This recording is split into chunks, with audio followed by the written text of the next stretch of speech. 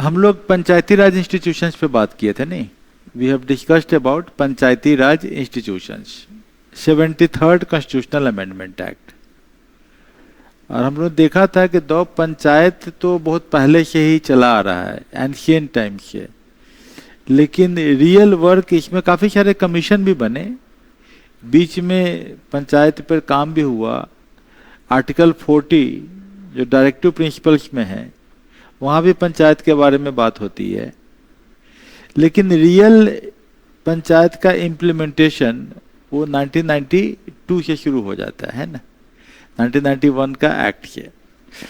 और ये जो आपका है कि 1993 का, ये 1 जून 1993 को ये 74th कॉन्स्टिट्यूशनल अमेंडमेंट, 74th यहाँ लिखा हुआ 74th।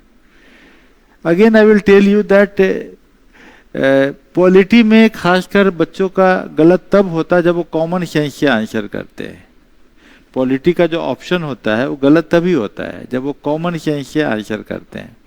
पॉलिटी में कॉमन सेंस नहीं चलता है, पॉलिटी में रिटन कॉन्स्टिट्यूशन है, आपको लाइन बाय लाइन आपको पढ़ना पड़ेगा। क्लियर है ना? हर टर्मिनोलॉजी को मीनिंग क्लियर रखना पड़ेगा। तो you require to read it, आपको पढ़ना ही पड़ेगा और कोई रास्ता नहीं है इसका, शॉर्टकट नहीं है कि आप थोड़ा सा क्वेश्चन कर लीजिएगा वहीं से क्वेश्चन आ जाएगा, ऐसा होता नहीं है ना।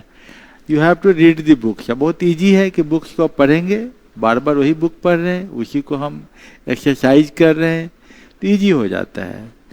तो art of reading the books, that is important. कि municipalities are urban local self government bodies, urban है, लोकल सेल्फ गवर्नमेंट बॉडीज है। तो अर्बन में सेमी अर्बन भी हो सकता है, सेमी अर्बन भी हो सकता है, जैसे कि नगर पंचायत, ये भी इसी के अंदर में आ जाता है। सुना, नगर पंचायत। नगर पंचायत जानते ही होंगे आप लोग कि कुछ जैसे हाजीपुर ही मान लिया आपका जो टाउन है जहाँ हम अभी क्लास ले रहे हैं, रिकॉर्ड कर रहे हैं, तो यहाँ पर एक तो म्यूनिसिपैलिटी है, लेकिन कुछ अगल बगल का लालगंज वगैरह एरिया को नगर पंचायत में डाल दिया गया है ना। तो कुछ पंचायत में जब टाउनशिप डेवलप हो जाता है तो इसको नगर पंचायत बना दिया जाता है। तो ये, और जब बड़ा हो जाता है तो बिगर कैपेसिटी का हो गया। तो ऐसे ये जो अर्बन लोकल बॉडी जो हम कहते हैं, ये बहुत तरह के हो सकते हैं। जैसे कैंटोनमेंट है, दानापुर बगल में मान लिया दानापुर कैंटोनमेंट है, वहाँ भी एक कैंटोनमेंट बोर्ड की तरह काम करता है। लेकिन कैंटोनमेंट बोर्ड किसके अंदर में होगा? कैंटोनमेंट बोर्ड किसके अंदर में होगा?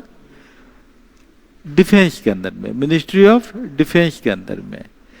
सिविल सर्विसेज का जो एग्जाम लिखते हैं उसमें एक एलाइड सर्विस है, वो कैंटोनमेंट का सर्विस है, मतलब कि डिफेंस स्टेट सर्विस। क्या नाम है उसका? Indian defence state service, ESTAT, state service.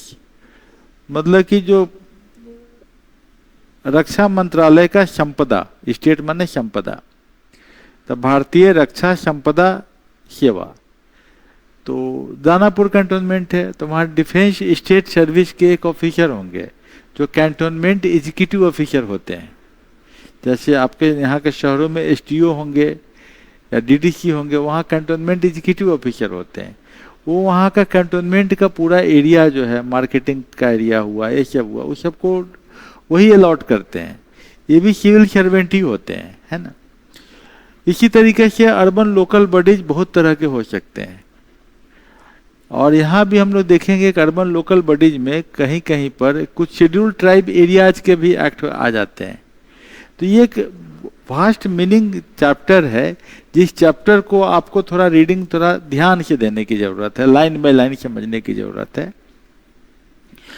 तो ये they manage local problems of cities, शहर का जो आपका लोकल प्रॉब्लम्स हैं, टाउन्स, रोड, वाटर सप्लाई, देखते हैं म्यूनिसिपैलिटी का वाटर सप्लाई, सैनिटेशन, बाथरूम वगैरह का जो है, street lights, parks, public health, waste management, urban planning, ये सभी काम करता है।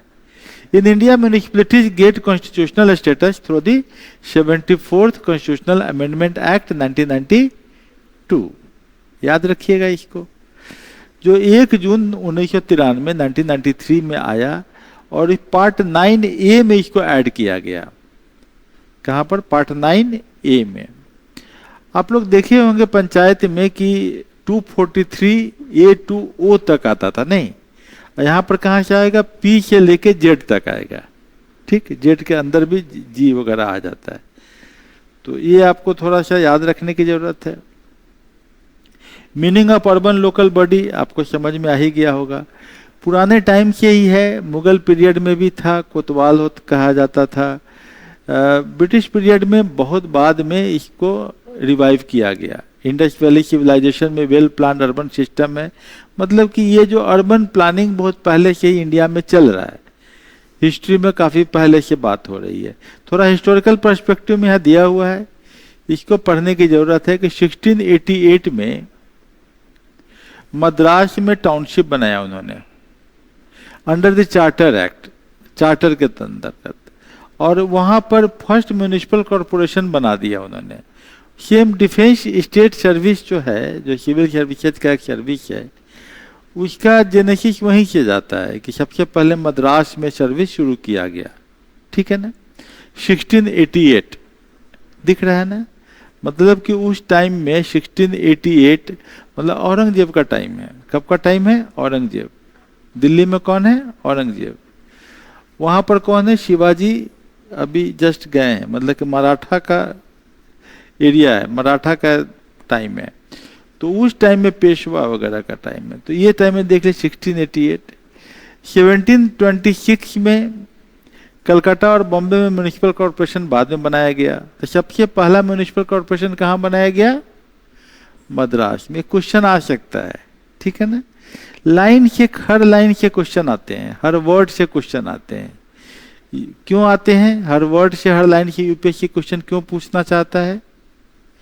कारण है कि उनको ब्यूरोक्रेसी के लोग चाहिए, उनको टेबल पर फाइल पढ़ने वाला आदमी चाहिए।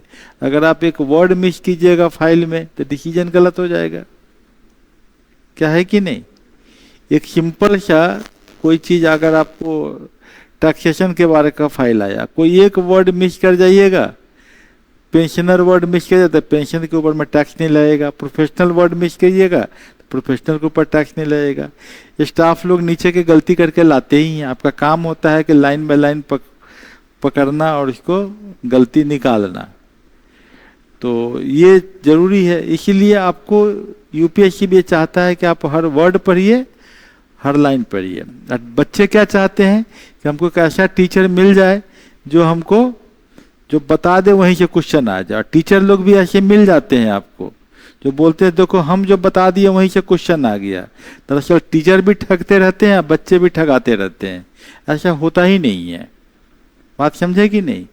ये एक गलत प्रचार का माध्यम है, ये माध्यम ही पूरा गलत है। ये इस माध्यम का कोई फाउंडेशन नहीं है। और जो टीचर इस तरीके से बताते हैं कि हमने पढ़ाया, देखो वहाँ से क्वेश्चन आ गया, हमने पढ़ाया यहाँ से क्वेश्चन आ गया, वो टीचर दरअसल ठगने की प्रक्रिया में है। दरअसल होना ये चाहिए कि हम जो किताब में देखो वहाँ से क्वेश्चन आ गया। अगर टीचर ने खुद किताब नहीं लिखा है या खुद नहीं बनाया है या मार्केट में किसी लोगों से बनवा लिया है, खुद के सुपरविजन में नहीं लिखा है, तो टीचर को बोलना चाहिए कि आप ये वाली किताब को पढ़ो, यहाँ से आ जाता है। और हमें लगता है कि पॉलिटी में भी कुछ किताबें अच्छी ही हैं, जैसे लक्ष्मीकांत लोग पढ़ते हैं, अच्छी किताब है। तो टीचर को चाहिए लक्ष्मीकांत के इस पेज में तुमसे क्वेश्चन आया है, वो हमने बताया था कि एक पेज पढ़ना है, तो that should be the way. समझ गए ना। यहाँ हम लोग क्या किए हैं, किताबों को कंपाइल करके ही बनाए हैं। But this is a book, this is not simply notes, sketch ही नहीं है, ये बुक है। यहाँ से क्वेश्चन पकड़े जाएंगे। 1870 बहुत इंपॉर्टेंट है। लॉर्ड मायो, ये याद रखिएगा, लॉर्ड मायो का, उसने फिनेंशियल डिसेंट्रलाइजेशन की बात किया कि लोकल बॉडी को कुछ पैसे दे दिए जाने चाहिए ताकि वो अपना डेवलपमेंट करे। इसीलिए इसको कहते हैं Magna Carta of urban self government. Lord Mayo की जो बात होती है, ठीक है। लॉर्ड मायो, लॉर्ड रिपन इसका रिजोल्यूशन डेमोक्रेटिक म्युनिसिपल गवर्नेंस के बाद किया, इसीलिए रिपन को कहा जाता है father of local self government of India. Ripon को क्या बोलते हैं? Father of local self government. Royal commission आ गया, 1909 एक्ट इम्पॉर्टेंट है। 1909 में कमीशन ने अपना रिपोर्ट सबमिट किया। गवर्नमेंट ऑफ इंडिया एक्ट में self government, local self government, local body को डाल दिया ट्रांसफर्ड सब्जेक्ट में। उस समय पढ़े थे ना, reserve subject and transferred subject, transferred subject में डाल दिया। 1924 में cantonment act was passed. Act पास कब हुआ? 1924 में। 1935 गवर्नमेंट ऑफ इंडिया एक्ट में तो सबका प्रोविजन दिया गया। तो हिस्टोरिकल पर्सपेक्टिव आपको दिया हुआ है, मे भी यहां से भी क्वेश्चन आ जाए, word by word, line by line important है। आर्टिकल 40 की हम बात कर रहे थे। आर्टिकल 40 में पंचायत के बारे में तो दिया हुआ था, लेकिन नगर पंचायत या अर्बन लोकल बॉडी के बारे में नहीं दिया गया था। बहुत दिनों बाद, इंडिपेंडेंस के बाद इसका ध्यान लोगों को आया और एक अर्बन डेवलपमेंट मिनिस्ट्री को स्थापना की गई पहली बार 1985 में, when Rajiv Gandhi was the prime minister. तो उस टाइम में अर्बन मिनिस्ट्री की बात की गई। अभी जो है 74th कॉन्स्टिट्यूशनल अमेंडमेंट एक्ट 1992 के अंतर्गत हम लोग इसको पढ़ रहे हैं। क्लियर है? आपको पेज पढ़ने से समझ में आ रहा है कि how to read the pages. तो हर पेज पढ़ने के बाद you just contemplate, write down the salient points. कुछ मिस किया है कि नहीं किया है उसको देखिए, बाद के लिए मत छोड़िएगा, क्योंकि बाद में उसका चांस जब आएगा पता नहीं आया कि नहीं आएगा। क्योंकि यूपीएससी में अगर आप देखिएगा तो there are all together almost 17 domains, 17 to 18 domains हो जाते हैं। कितना डोमेन हो जाते हैं? 17 से 18 डोमेन हो जाते हैं। हम लोग अभी एक डोमेन में चल रहे हैं, है ना, खाली पॉलिटी। कितने डोमेन हो जाएंगे आप जोड़ लेना। तो ऐसे हो गया, हिस्ट्री, ज्योग्राफी, इंडियन सोसाइटी, तो 4 तो हो ही गए। पॉलिटी एंड इंटरनेशनल रिलेशंस 6 हो गए।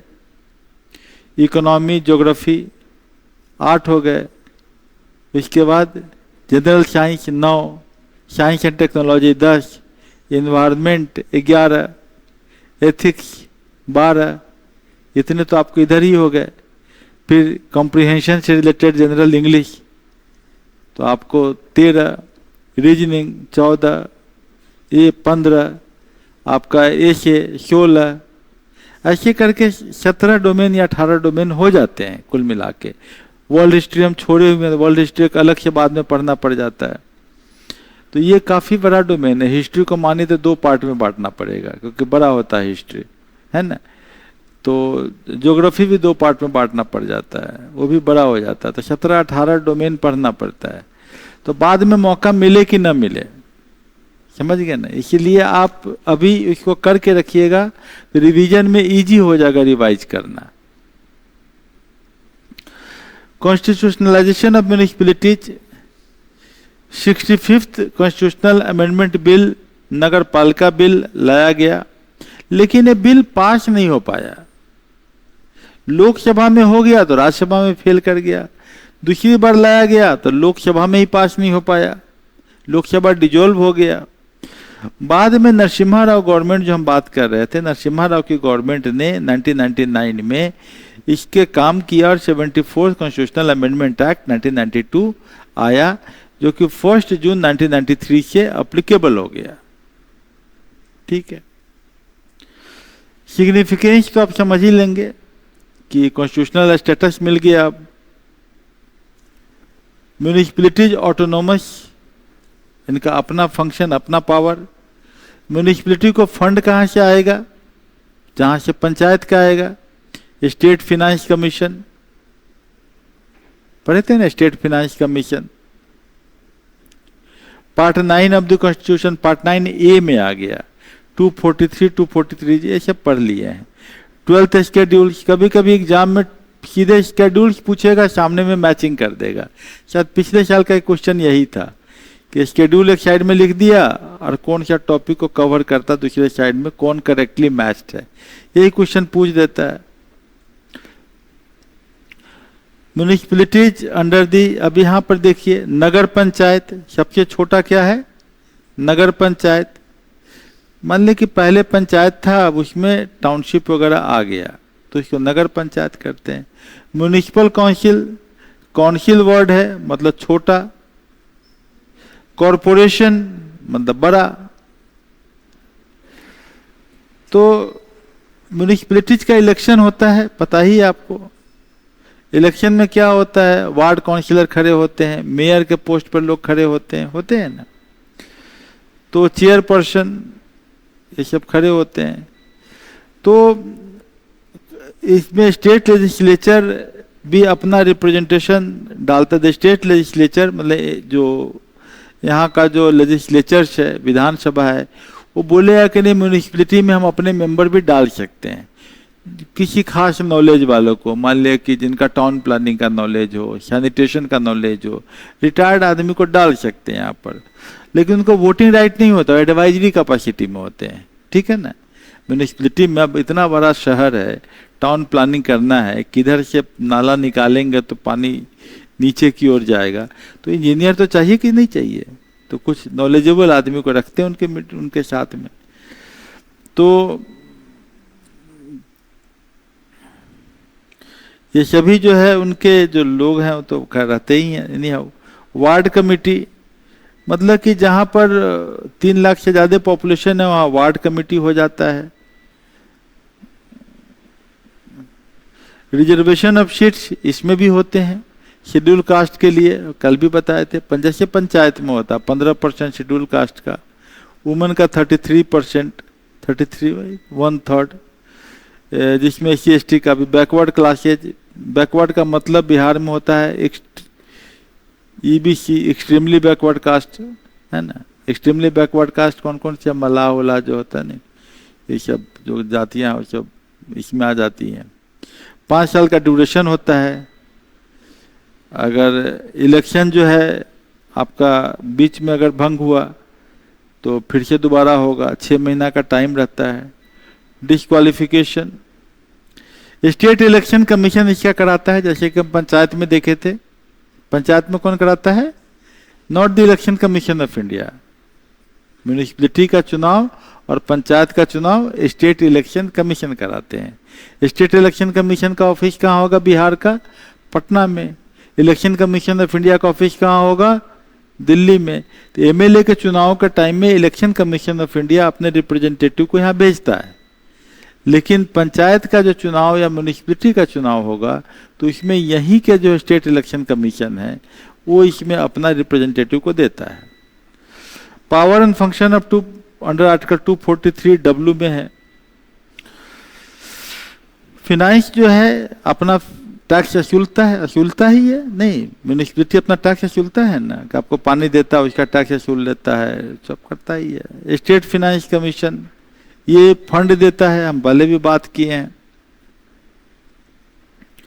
ऑडिट कराना जिम्मेदारी है, ऑडिट तो होना ही चाहिए। स्टेट लेजिस्लेचर विधानसभा बोलती है कैसे ऑडिट होगा। यूनियन टेरिटरी जो है वहाँ भी जो है जहाँ ज़रूरत है वहाँ पर म्यूनिसिपैलिटी इस तरीके के बनाए जाते हैं। अंडमान निकोबार, दादरा नगर हवेली, पुडुचेरी, सब जगह बनाए जाते हैं। ये एक्ट जो है अप्लीकेबल कहाँ कहाँ नहीं है। जैसे वहाँ हम लोगों ने पेशा एक्ट देखा था, वैसे यहाँ भी एक शेड्यूल ट्राइब एरियाज में, ट्राइबल एरियाज में, दार्जिलिंग गोरखा काउंसिल वेस्ट बंगाल में, वहाँ ये सब नहीं है अप्लीकेबल। क्लियर है ना। अब आप आइए जो कैसे काम करता है, यहाँ आपका एडमिनिस्ट्रेशन शुरू हो जाता है। डिस्ट्रिक्ट प्लानिंग कमेटी होती है, हर जिला में एक प्लानिंग कमेटी होता है। इसका हेड कौन होता है, कौन सा officer, DDC, district development commissioner. तो ये जो है पंचायत का म्यूनिसिपैलिटी का कंबाइंड जो है ये प्लान बनाता है। Draft development of the district, जो डिस्ट्रिक्ट प्लानिंग कमेटी बनाते हैं DDC, उसमें वो तो सेक्रेटरी होते हैं, लेकिन एक कमेटी बनती है। कमेटी में ज़्यादातर मेंबर यहीं के रहते हैं जो म्यूनिसिपैलिटी से चुने जाते हैं उनको। तो 4/5 मेंबर तो इलेक्टेड मेंबर होंगे, 80% मेंबर। 20% में कुछ कुछ जो है नॉमिनेटेड मेंबर हो सकते हैं, और ये सभी जो है पूरा प्लानिंग करते हैं कि कैसे हमारे शहर का विकास होगा। मेट्रोपॉलिटन टाउन है तो वहाँ भी यही हाल होता है, वहाँ भी 2/3 मेंबर जो इलेक्टेड हो जाते हैं। यही छोटे छोटे चीज़ों में यूपीएससी गेम खेल जाता है। बोल देगा कि म्यूनिसिपल की बात करेगा तो 2/3 लिख देगा, इसकी बात करेगा तो 4/5 लिख देगा, और आप सोचिएगा कि पहले का पढ़ा हुआ है भूल गए, क्योंकि आपने माइंड में इम्प्रिंट नहीं किया है, आपने वर्कबुक पर काम नहीं किया है। आप मान लिया 8वां क्लास की स्टूडेंट है, मान लिया, और आप एक्सरसाइज नहीं कीजिएगा, तो क्या आप एग्जाम में नंबर ले आइएगा? नहीं ला पाइएगा। तो you consider yourself as class 8 student, उससे ऊपर नहीं। जो मेथड वहाँ पढ़ने का था वो मेथड यहाँ पढ़ने का है।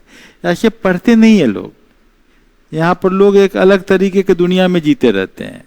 तो पढ़ाई करने का तरीका जो 8th क्लास में है वही तरीका यहाँ पर है। मान लिया कि आपको 8th क्लास में 7 या 8 जो है सो एग्जाम्पल्स दे के एक्सरसाइजेज शोल्ड एग्जाम्पल्स करवा दिए गए, क्या उतना कर लेने से क्या आप जरूरी है कि आप 20 सवाल और जो आएगा सभी कर लीजिएगा?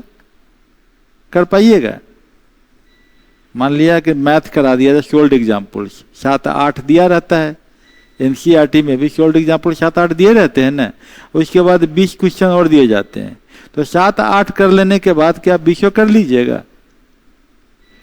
लेकिन दुर्भाग्य है कि ज़्यादातर स्टूडेंट और ज़्यादातर टीचर वही कहते हैं कि यहीं से हो जाएगा, नहीं होगा। आप अच्छी अच्छी बुक जो है यूपीएससी के लिए जो लिखी गई हैं, उस बुक में एक्सरसाइज बुक नहीं दिया हुआ है, देख लीजिएगा आप। सभी बुक्स की एक ही हाल है, वो बुक्स लिख तो दिया है, एक्सरसाइज नहीं करवाया है। जो स्टूडेंट निकालने वाला होता है उस बुक का एक्सरसाइज बुक कहीं ना कहीं से उपाय करके रखता है वो, कि हर चैप्टर के पीछे क्या एक्सरसाइज करना है, कैसे करना है, तब जाके वो स्टूडेंट निकाल पाता है। तो ज़्यादातर बुक अगर आपको मार्केट में अवेलेबल है उसमें एक्सरसाइज है नहीं है, पीछे में है ही नहीं। आपके इस बुक में जो है आपको एक्सरसाइजेज मिल जाएंगे। जैसे इस चैप्टर के ख़त्म होने के बाद आप देखिए यहाँ पर एक्सरसाइजेज होंगे। अभी हम निकालते हैं। इम्पोर्टेंट पॉइंट्स टू रिमेंबर, जो जो पॉइंट आप याद रखिए इतना पढ़ने के बाद वो आपको दे दिया। शॉर्ट समरी भी दे दिया। What is the meaning of urban local government, आपको लिखना है। क्या क्या लिखिएगा इसमें? अर्बन लोकल गवर्नमेंट कौन सा 74th कॉन्स्टिट्यूशनल अमेंडमेंट एक्ट कब एप्लीकेबल हुआ? जून 1, 1993, है ना। ये सब आपको देना पड़े। What is Nagar panchayat, local urban मतलब कि लोकल जो है रूरल से अर्बन में पहली बार जो शिफ्ट करता है टाउन रहता है। Mention the 4 subjects including 12th से शेड्यूल, कौन कौन सा है। आपका टेस्ट लिया जा रहा है खाली, state election commission and municipal election. What is cantonment board, long answer question दिया हुआ है, ये 5 लिखिएगा। इतना लिखते लिखते आपको एक कंसेप्ट यहाँ का समझ में आ जाएगा कि हम कहाँ मिस किए हैं, तो फिर से आप रिवीजन कीजिएगा नहीं।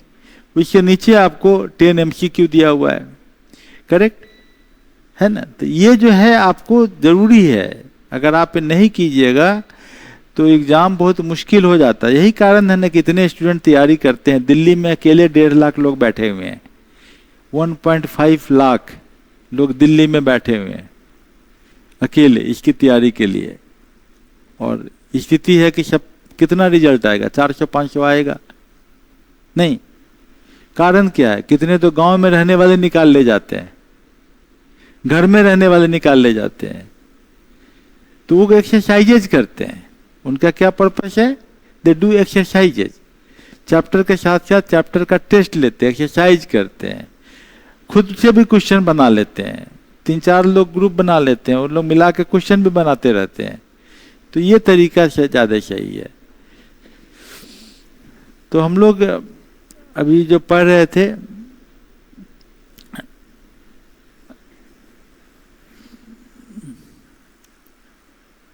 ये अगर मान लो कॉन्स्टिट्यूएंसी एक बार डिसाइड हो गया, अभी डिलिमिटेशन चल रहा है, या इलेक्शन के सेंसस के बाद, जनगणना के बाद डिलिमिटेशन होगा।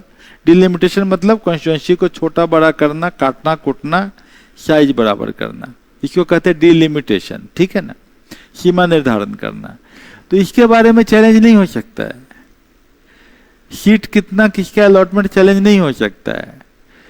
ये 12th शेड्यूल में हमने यहाँ पर कितने लिखे हैं, 18, वहाँ हमने कितना पूछा है, मात्र 5, समझ गए हैं। तो 12th शेड्यूल क्या है, तो अर्बन प्लानिंग से रिलेटेड जितना अर्बन के बारे में जितना है वो सब यहाँ पर लिखा हुआ है। This all are the work, ये सब वर्क करता ही है।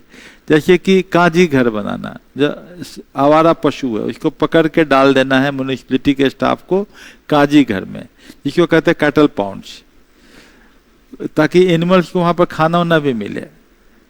तो ये सब जो है बर्थ और डेथ का रजिस्ट्रेशन करना है, सब काम इसी के अंदर में आता है। म्यूनिसिपल कॉरपोरेशन हमने बता ही दिया, काउंसिल भी बता दिया, म्यूनिसिपल कमिश्नर। म्यूनिसिपल कमिश्नर एक पोस्ट होता है, नॉर्मली ये जो है IAS ऑफिसर्स या स्टेट सर्विस के प्रोमोटिव ऑफिसर्स म्यूनिसिपल कमिश्नर बनाए जाते हैं। म्यूनिसिपैलिटी तो समझ लीजिएगा इसको, टाउन एरिया कमेटी। ये अब कैंटोनमेंट बोर्ड पे हम लोग थोड़ा देख लेते हैं। कैंटोनमेंट बोर्ड क्या बताए हम, किसके अंदर में, कौन मिनिस्ट्री के अंदर में है, मिनिस्ट्री ऑफ डिफेंस के अंदर में। Very good. तो ये कैंटोनमेंट बोर्ड है, 62 या 61 कैंटोनमेंट बोर्ड है करीब हिंदुस्तान में। टोटल इंडिया में कितने कैंटोनमेंट बोर्ड है, 61 या 62 है। सबसे छोटा जो होता है वो 2500 पॉपुलेशन वाला होता है, और सबसे बड़ा है मोर देन 50,000 पॉपुलेशन का है। दिल्ली कैंटोनमेंट है, मोर देन 50,000 पॉपुलेशन है। बरेली कैंटोनमेंट है। दानापुर जो है वहाँ भी करीब 40-45 हजार है। इतने की संख्या का जो होते हैं उसमें कैंटोनमेंट बोर्ड कहते हैं। टाउनशिप कभी कभी क्या होता है कि जैसे कि बोकारो गए हैं, Bokaro, Ranchi, the Bokaro steel city, तो वो जो है पब्लिक सेक्टर इंटरप्राइजेज है, वहाँ स्टाफ और वर्कर कॉलोनी में रहते हैं। वहाँ भी एक टाउन एडमिनिस्ट्रेटर का अपॉइंटमेंट स्टेट गवर्नमेंट कर देती है। कोई IAS ऑफिसर चाहे उसका टाउन एडमिनिस्ट्रेटर का रोल करता रहता है। पोर्ट ट्रस्ट, जैसे कि आप बॉम्बे में जाएंगे तो पोर्ट ट्रस्ट का एक एरिया है। कलकत्ता में भी है गार्डन रीच, हाँ गार्डन रीच है कलकत्ता में। चेन्नई में भी है, बॉम्बे में है। ये पोर्ट के एरिया में जो लोग रहते हैं उनके लिए होता है। कभी कभी स्पेशल पर्पस एजेंसी भी बनाए जाते हैं। तो इन सभी एजेंसी में आप एक चीज देखिएगा कि इनमें जो भी है कि जो प्रोविजन एग्जिस्ट करता है उसमें लेजिस्लेचर का मतलब विधानसभा के में पारित किया जाता है उसके बारे में कैसे एडमिनिस्ट्रेशन होगा, या वो MP यानी लोकसभा में मतलब पार्लियामेंट में ये पारित किया जाता है और इसमें चेंज लाए जाते हैं। स्टेट गवर्नमेंट कंट्रोल, यही बात यहाँ लिखा हुआ है कि ये कंट्रोल करता है, अमेंड लॉ करता है। कैसे एडमिनिस्ट्रेशन कंट्रोल करता है, तो अलग अलग लॉ लाकर। Financial control, state financial commission है ना, स्टेट फाइनेंस कमीशन, वो पैसा देता है तभी तो काम होगा। जुडिशियल कंट्रोल, तो यहाँ देखिए court protect citizens right against illegal action of the local bodies. Court हमेशा किसके साथ खड़ा रहेगा, सिटीजन्स राइट के लिए। ये बात है ना। कोई अगर आपका मान लिया कि आपके घर के सामने में नाला लाके खोद दे और छोड़ दे, तो भाई आपका लाइफ जियोपार्डी में है। आपके घर के सामने नाला खोदा हुआ है, कभी भी गिर जाएगा, बच्चा मर जाएगा कोई, तो आप कोर्ट में जाइएगा तो कोर्ट किसके फेवर में बात करेगा, आपके फेवर में करेगा ही। अब 11 kV का तार आपको छत पर से गुजार दिया तो भाई तो कभी भी इलेक्ट्रिक शॉर्ट सर्किट लग सकता है। तो यूपी अप्रोच द कोर्ट, तो कोर्ट तो आप ही की बात सुनेगा। तो court protect citizens right against illegal actions of the local bodies. Court में इशू रीट, आपका लाइफ है ना भाई, आपका लाइफ जो पार्टी में है। Award compensation if local body falls under the meaning of A state under article 12। Local body article 12 पढ़िएगा तो वहां लिखा हुआ है लाइन, इसको फिर से लिखा गया है कि आर्टिकल 12 में लोकल बॉडीज को एज ए स्टेट रिप्रेजेंट किया गया है ना। हाँ, करेक्ट। तो ये आपका चैप्टर है रिलेटेड टू दिस वन। ये क्वेश्चन है, जैसे मान लिया एक लॉन्ग आंसर क्वेश्चन है, examine the control of state government over urban local bodies. Control में क्या है, दोनों साइड का क्वेश्चन लिखना होगा। सिटीजन्स राइट क्या है और अर्बन लोकल बॉडीज का ऊपर में स्टेट गवर्नमेंट कैसे रूल बनाती है। एक बार में आंसर सही नहीं हो, फिर जाइए देखिए, अपने किताब को पढ़िए, फिर वहां से अच्छे आंसर लिखने की कोशिश कीजिए। Municipal corporation, municipality notified area committee, cantonment board में क्या है। जब तक आप एक्सरसाइजेज नहीं करेंगे, यकीन मानिए एग्जाम आपके लिए नहीं है। ये गलतफहमी में जो डाले जाते हैं कितना ही से आ जाता है, नहीं होता है, समझ गए ना। ये जो सिलेबस है वो सिलेबस यूपीएससी का बहुत डिफाइंड है, बहुत ज़्यादा डिफाइंड है, समझ गए ना। तो सिलेबस के आधार पे या तो किताब पढ़ाई बनाइए या विद्यार्थी को एनसीईआरटी और जो भी कोर्स की बुक्स है वहाँ से लीजिए, उसका एक्सरसाइज साथ में करवाइए, तब भी करीब करीब प्रिपरेशन हो जाता है।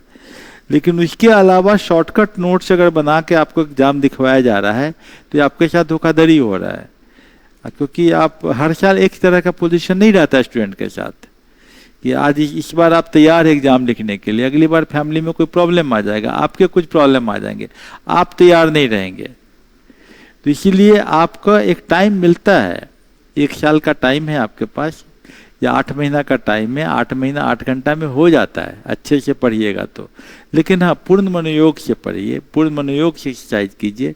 इतनी ज़्यादा नहीं है समस्या कि आप नहीं कर सकते। जैसे कि ये पॉलिटी का है, मतलब एक मॉड्यूल है, आप चाहे तो 15 दिन में पूरा पॉलिटी का मॉड्यूल खत्म हो सकता है। नहीं हो सकता है क्या? बिल्कुल हो सकता है। अभी हम लोग 70% पे आ भी गए हैं, अब 30% बचा हुआ, छोटे छोटे टॉपिक बचे हुए हैं। और भी ज़्यादातर हम लोग किस टाइप के टॉपिक बचे हुए हैं, जिस टॉपिक पे हम लोग क्वेश्चंस पूछे जाते हैं।